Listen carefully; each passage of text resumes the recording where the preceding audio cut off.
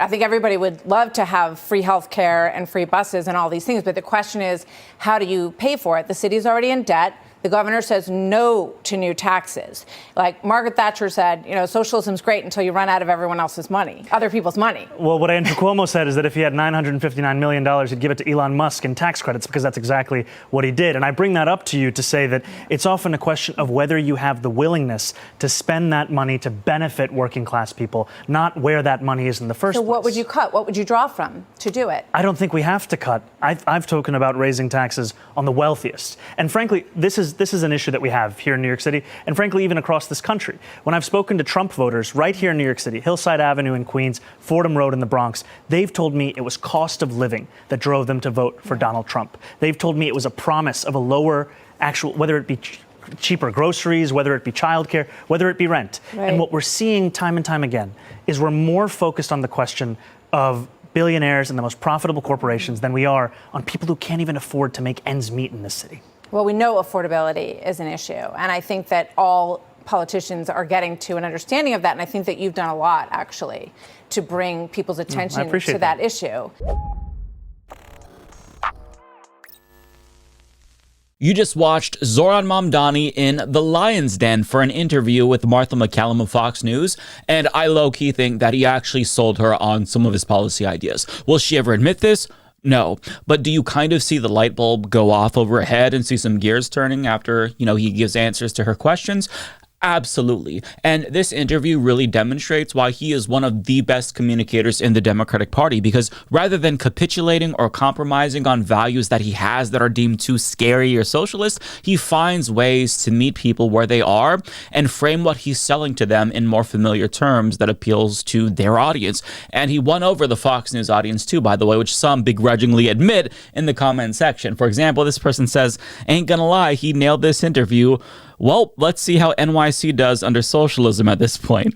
Donald Trump and MAGA have failed us. They have put Israel first and only the rich. Meanwhile, nothing has gone down in price. Inflation is still too high, so I will give this man a chance any day MAGA is no longer America first." A candidate that actually answers questions directly? Whoa, I forgot what that was like. Kudos to this man. I'm pleasantly surprised by Zohran. He seems to actually have a plan instead of empty promises. The working class must be restored in America. So there you go. And I think that his focus on affordability is what really sealed the deal for people in this interview, because this is something that Donald Trump can't lie his way out of. Like, he said he would lower prices immediately if he was elected president, but prices have undeniably gone up since he's been in office, and we can all feel it. He can't lie to us about that. We know the way that that's affected us. It's why TikToks like this one are going viral. Let's compare grocery prices from Biden's last day in office with Trump right now in October of 2025. Okay, on January 19, 2025, on Biden's last day in office,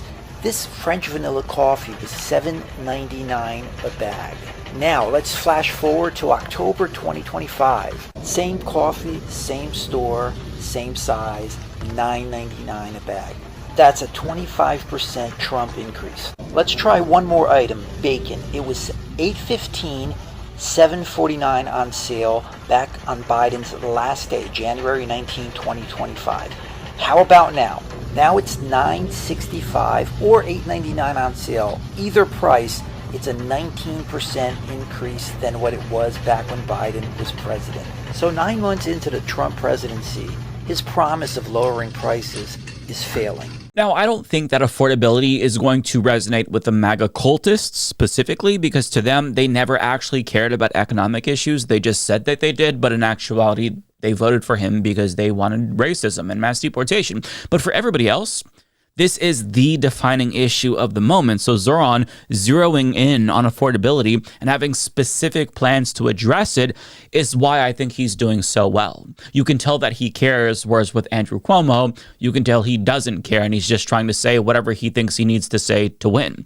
But another reason why he's so good at this is because the usual fear-mongering tactics about progressive policies, they simply do not work on him. He is immune to them. For example, look at how he responded to this question. The Washington Post said this in an editorial about this. Quality inevitably declines when a service is offered for free. Vagrants and drug addicts would camp out all day on New York's buses, especially in the winter. Parents would go afraid to let their children ride alone. Wealthier residents would find another way to get around, but poor New Yorkers who depend on the bus would suffer the most. What do you say to that? Do you agree with that? Well, I would say that they should actually look at the report of the 5 free buses we delivered across New York City. We didn't see an increase in homelessness. We did see an increase in New Yorkers riding the bus. We did see a decrease in assaults on bus drivers by 38.9%. And we also saw a decrease in New Yorkers who were having to take a cab or take their own car. They were actually getting on the bus. More than 10% of new riders were doing so. That's why we care so deeply about this, because of the fact that it can actually deliver economic, public safety, and even congestion relief to New Yorkers who are looking to take these buses. That is how it's done. And it's so refreshing to see this, because I've come to just expect Democrats to back down on every single issue the moment they face the slightest bit of scrutiny. During the 2020 primary, I remember candidates being asked at a debate to raise their hands if they supported abolishing private insurance in favor of Medicare for all. And Kamala Harris, surprisingly, was among the candidates that raised their hands, but she backtracked the second mainstream media started to screech about it. But that is when you double down and explain your position. It's a seemingly extreme position, but that will get people's attention. And once you have their attention, you can explain why it's necessary to have a radical solution to the healthcare crisis in the United States. Now, Kamala never really supported it to begin with. We all know that she was just pandering, and that's why she couldn't defend it. She was trying to get progressive primary votes. But I mean, words like socialism and welfare, they become less scary to regular people if you try to inform them about what these words mean. And this is why politicians like Zohran and AOC and Bernie are so popular, because they have genuine beliefs about the future that they want, and they explain their beliefs to people. That's important. Now, another example is the police. This has been a little bit dicier of an issue for Zohran, and it's been more difficult for him to navigate it because right-wingers keep bringing up old tweets of him where he talks about defunding the police and how cops are racist, correctly so, by the way. And I really give him credit for holding strong here, because even though he doesn't back down from his original position, you know, he did swallow his pride and apologize to police officers, which is admittedly hard for me to watch. Nonetheless, just watch the way that he talks about this issue, because I think he's very skillful here. You called the police force racist, said they were a major threat to public safety, called them wicked and corrupt. And now the report that you apologized to 24 members of the NYPD. What did you say to them? I apologized for the language that I used, and I spoke to them about the fact that I want to work with them to deliver public safety. Because what we're seeing in the city right now is we're asking officers to do nearly everything we can think of. We used to ask officers to focus on serious crimes. Now we're asking them to focus also on the mental health crisis, to focus also on homelessness.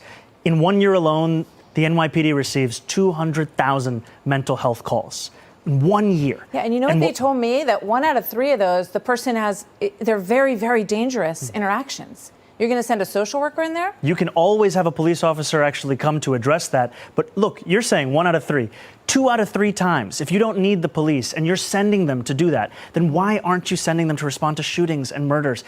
5-6 years ago, the response time for officers was closer to 10 minutes. Now it's closer to 16 minutes. New Yorkers deserve a police department that is asked to do the things that it can possibly do, not one that covers the failures of every break in the social safety net. Now, let me just say that he should not be expected to apologize to them. I feel like that's insane, but I do understand why he did it. But I mean, NYPD should be apologizing to the public for abusing the public and violating their trust again and again and again.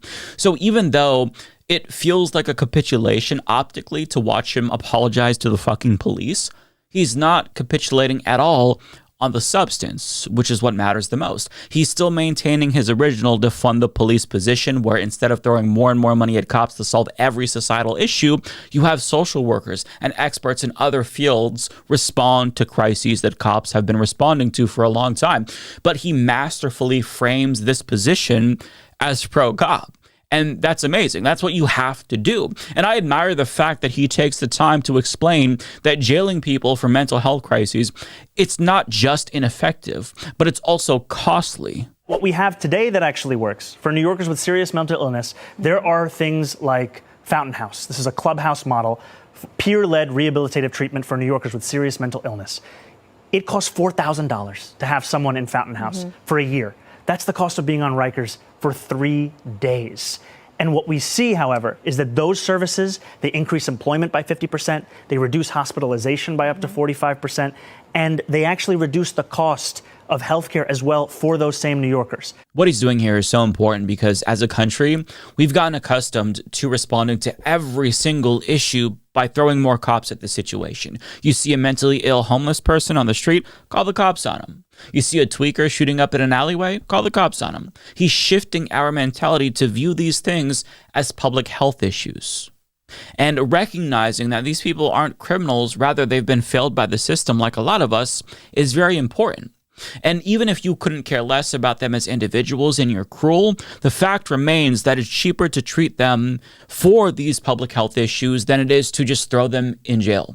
This is the humane response that we should expect from all politicians, especially Democratic Party politicians, but so many of them have decided to just jump on this crime hysteria bandwagon because they feel like it's a losing issue to them. But it's only a losing issue if you don't make the case. You have to make the case. And that is what Zohran Mamdani does, which is why he's so popular. And it's also why he's winning over so many people. But another part of the leftist project is to foster class solidarity among working class people, which is hard to do when conservatives are constantly demonizing marginalized people. It's a deflection tactic, and progressive politicians are getting more better at pointing the finger at the true cause of all of our problems, which is the billionaires. And Zohran brought it back to them as well when he was talking about Andrew Cuomo, and I think that this was a perfect thing to say, right? Like, this is excellent and what all politicians should be talking about. And frankly, I wish it was more like NASCAR, so New Yorkers could see the billionaires that were sponsoring him right on his suit jacket.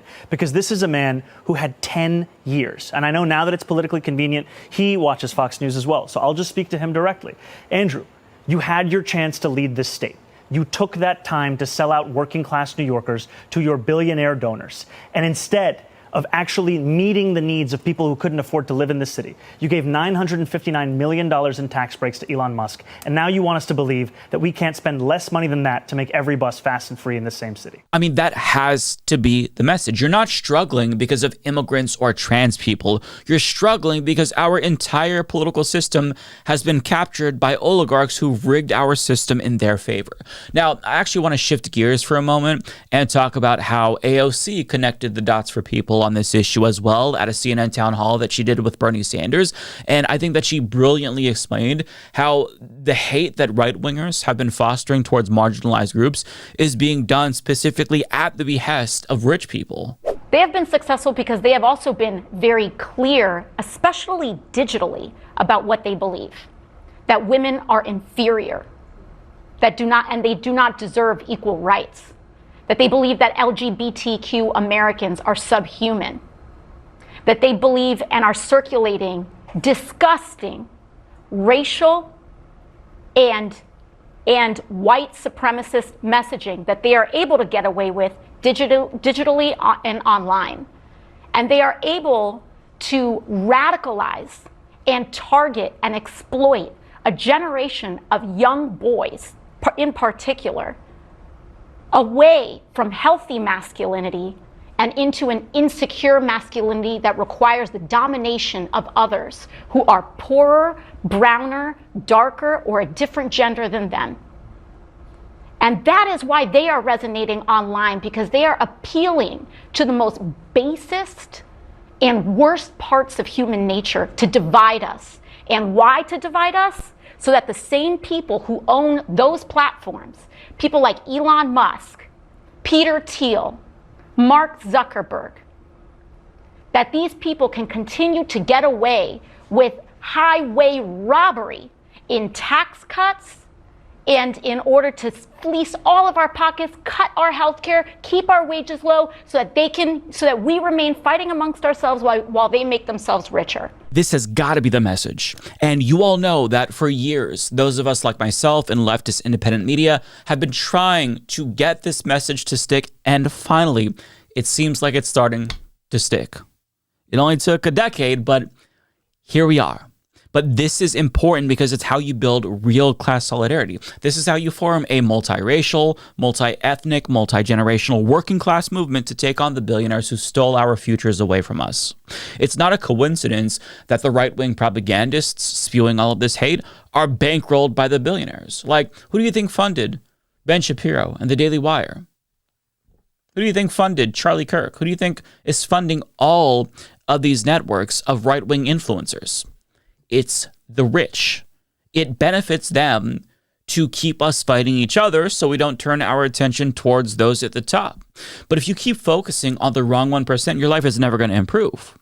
And on the subject of AOC, I want to talk about another video from that town hall before we get back to Zohran. There was something else that she said that I think was really important, especially in light of Trump's effort to frame the left as terrorists. Trump believes that if you don't vote for him, he doesn't have to be your leader. That if you didn't vote for him, that you don't deserve good things to happen to you. I don't care if someone voted for me or not. I don't care if someone is a Republican or an independent or a Democrat. I don't care if someone likes me or not. That will never change the fact that I'm going to fight for them to have health care. I want MAGA to have health care. I want MAGA to be paid a living wage. Exactly. Listen, I don't like MAGA. I don't think that's a secret. I don't like MAGA. I don't respect MAGA. As a matter of fact, I fucking loathe MAGA. But I still want their dumbasses to have high-quality healthcare that's free at the point of service. I still want their children to have breathable air and drinkable water and a habitable planet. I still want them to have a roof over their heads. I want them to live happy, prosperous lives. I know that they don't want the same for me. In fact, they'd probably throw my ass into a blender if they could. But that's what separates us from them. Their movement is driven by ignorance and hate and spite, whereas our movement is driven by empathy and altruism. We actually want to improve people's lives, all people's lives. And we're never going to reach that point where things get better if they keep attacking and antagonizing people that they view as inferior. And on that note, I want to go back to Zohran Mamdani because another reason why so many people feel inspired by his campaign is because he is embodying that very message, not just by extending an olive branch to Trump voters who feel disillusioned with the system, but by doubling down on his support for the most vulnerable people in the country who some Democrats have already abandoned, like immigrants and trans people. I'm looking at you, Gavin Newsom and Pete Buttigieg and Kamala Harris. We see what you're doing. See, it's easy to run away from the people that Republicans have turned into undesirable villains for political expediency if you only care about power. But what really sets politicians like Zohran apart from, the others is their refusal to distance themselves from these communities for the sake of convenience. Zohran is not doing that at all. In fact, he's leaning into support for trans people at a time when it's more crucial than ever, which is what you're supposed to do if you actually want to improve things. And I want to play an ad that he released last week honoring a civil rights leader in the LGBTQ plus movement that was so beautiful it nearly brought tears to my eyes. Everyone calls me Sylvia. I've had this name for 9 years. This is respect. I'm on the Christopher Street Pier, or as it was called in Sylvia Rivera's day, the Christopher Street Docks. In the 1970s, homeless queer New Yorkers had been pushed to the margins of a hostile society. But it was here, on the physical margins of our city, that they found a home. Sylvia was one of those New Yorkers. She arrived here at the age of 11, where she immediately landed in the center of the gay rights movement. She befriended the legendary Marsha P. Johnson, protested at Stonewall, and led marches for equality. But even among the queer community, trans New Yorkers were excluded. Rivera and others were discouraged from walking in pride, their participation erased from Stonewall history. I believe in us getting our rights, or else I would not be out there fighting for our rights. This cruelty took a toll. Rivera developed a substance abuse problem and was often homeless. When she had nowhere left to turn, she would sleep here, waves lapping nearby. Yet no matter what hardships she faced, Sylvia Rivera advocated for others. She and Johnson founded STAR to house and feed trans kids. The Christopher Street Pier is like our city, a place of immense contradictions. It's where outsiders found belonging, and it's also where Marsha P. Johnson's body was found. The victim of a suspected murder no one was ever prosecuted for. But even amidst this, we can chart a clear path forward that makes our city inclusive. Since taking office, Donald Trump has waged a scorched earth campaign against trans people. The man with the most power has expended enormous energy targeting those with the least. New York will not sit idly by while trans people are attacked. We'll deploy hundreds of lawyers to combat Trump's hate, make New York City an LGBTQIA+ sanctuary city, and create the Office of LGBTQIA+ Affairs to allocate millions for youth and adult housing programs, as well as gender-affirming care. We can't bring Sylvia back, but we can honor her memory by building a city where trans New Yorkers are cherished. In a time of darkness, New York must be the light. I am speechless. This is the kind of advocacy that trans people deserve. In fact, it's the kind of unapologetic advocacy that we all deserve. Because for the first time in a long time, it actually feels like we're starting to see progressives emerge that really do want to fight for us. They're not just saying they want to fight for us. They actually want to fight for us. So if you live in New York City, don't walk, run to the polls to vote for this man. Because if we actually want to change the country for the better, we have to elect people that at least want to try to make a difference. Perhaps he doesn't get everything he wants accomplished, but if he's at least trying his hardest to get us to where we need to be, that in and of itself differentiates him from all the other typical politicians that have betrayed us. And we have to stop electing politicians that just get in office to serve their donors and enrich themselves at the expense of everyone else. If every Democrat adopted Zohran's style of politics, I genuinely believe that we'd be in a totally different place as a country. And the fact that Chuck Schumer and Hakeem Jeffries refuse to endorse him tells you who they're actually fighting for. And I'll give you a hint. It's not you and I. So we need more Zohrans and less Chuck Schumers in the world if we actually want to make it a better place.